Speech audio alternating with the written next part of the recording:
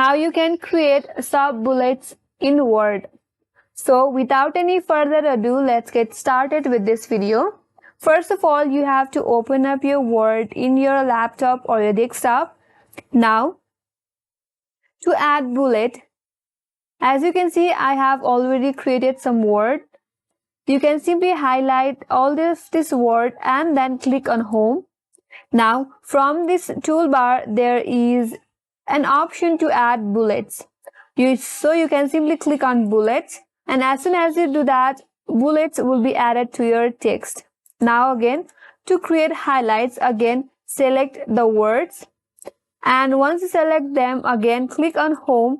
Now again click on this Indent tool. That will increase the intent.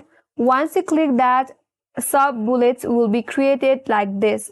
So here is how you can create sub bullets in Word. And that's all for today's video. I hope this video helped you, and if you are new to our channel, make sure to subscribe, like, comment and hit that notification bell icon. Thank you for watching till the end, and I will see you on next video.